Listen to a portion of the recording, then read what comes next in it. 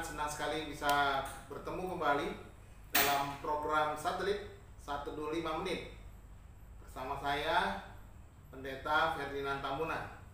Saudara dikasih Tuhan, marilah kita siapkan hati kita untuk belajar bersama-sama, membaca dan merenungkan firman Tuhan. Kita berdoa. Ya Tuhan Allah Bapa kami di sorga, kami buka hati kami untuk kebenaran firman-Mu. Terangilah ya Tuhan, penuhilah dengan Roh-Mu. Berikanlah kami hikmat dan pengertian untuk dapat melakukan apa yang kami dengar, apa yang kami baca. Terima kasih Tuhan, biar Engkau memberkati setiap pendengar, memberikan jawaban atas segala pergumulan mereka, menolong mereka dalam setiap aspek hidup mereka. Terpujilah Engkau Tuhan, kami naikkan doa kami di dalam nama Yesus, Tuhan dan Juru Selamat yang hidup. Haleluya. Amin. Saudara-saudara, hari ini renungan kita berjudul Melakukan Kehendak Tuhan. Firman Tuhan kita akan baca bersama-sama dari kitab Kejadian pasal 6 ayat 14 dan ayat 16 sampai ayat 16. Demikian bunyinya. Buatlah bagimu sebuah bahtera dari kayu gofir. Bahtera itu harus kau buat berpetak-petak dan harus kau tutup dengan pakal dari luar dan dari dalam. Beginilah engkau harus membuat bahtera itu. 300 hasta panjangnya, 50 hasta lebarnya, dan 30 hasta tingginya. Buatlah atap pada bahtera itu dan selesaikanlah bahtera itu sampai sehasta dari atas. Dan pasanglah pintunya pada lambungnya. Buatlah bahtera itu bertingkat bawah, tengah, dan atas. Demikian firman Tuhan. Saudara-saudara, perkataan ini adalah perkataan Tuhan kepada Nuh sebagai satu perintah untuk membuat bahtera. Kita tahu bahwa hidup kita memang selalu dihadapkan pada pilihan-pilihan. Dimulai sejak kita terbangun dari tidur sampai kembali lagi kita tertidur di malam hari. Selalu ada pilihan-pilihan yang akan kita lakukan. Nuh, seorang yang hidup benar di zamannya, di mana orang sekitarnya hidup jahat di mata Tuhan, sehingga Tuhan ingin menghukum umat manusia, sebagaimana kita bisa baca dalam Kejadian pasal 6 ayat yang kelima. Dan ayat ke-8 dikatakan bahwa Nuh mendapat kasih karunia Tuhan, dan kemudian Tuhan memintanya untuk membuat sebuah bahtera yang sangat besar.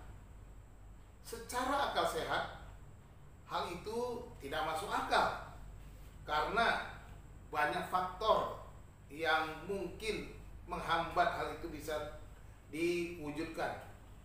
Di zaman purba, dengan segala keterbatasan alat dan teknologi, di mana Nuh harus membangun bahtera raksasa di atas dataran tinggi, serta ukuran dan bentuknya pun sesuai dengan kehendak Tuhan. Bayangkan beratnya hal yang harus dikerjakan Nuh bersama ketiga anaknya. Namun Nuh melakukan tepat seperti yang diperintahkan Allah kepadanya. Bagi Nuh hanya satu perkara yang harus dilakukan, yaitu melakukan kehendak Tuhan. Itu saja, baginya lakukan saja apa yang Tuhan katakan. Perintah Tuhan baginya adalah sebuah amanat yang harus dilakukan dan menjadi pilihan yang harus dilakukan. Alkitab mencatat dalam ayat 22 dikatakan, lalu Nuh melakukan semuanya itu tepat seperti yang diperintahkan Allah kepadanya. Demikianlah dilakukannya. Pengerjaan bahtera yang memakan waktu, cemoohan yang orang-orang sezamannya, dan tenaga yang ekstra berat, serta memerlukan ketekunan dan kesabaran, inilah yang dilakukan oleh Nuh. Nuh melakukan kehendak Tuhan. Bagaimana dengan kita? Ketika kita mendengarkan firman Tuhan, ketika kita ada di sebuah gereja, mendengarkan khotbah, membaca Alkitab, dan mungkin kita berkata ketika pendeta berkata, amin saudara, kita berkata amin. Tetapi apakah kita melakukan apa yang kita aminkan? Yakobus berkata, tetapi hendaklah kamu menjadi pelaku firman dan bukan hanya pendengar saja, sebab jika tidak demikian kamu menipu diri sendiri. Yakobus 1 ayat 22.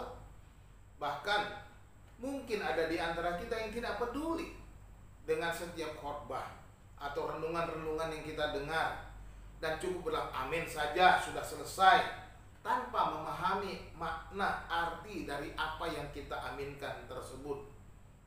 Mulailah hari ini dengan satu ketaatan, yaitu melakukan kehendak Tuhan.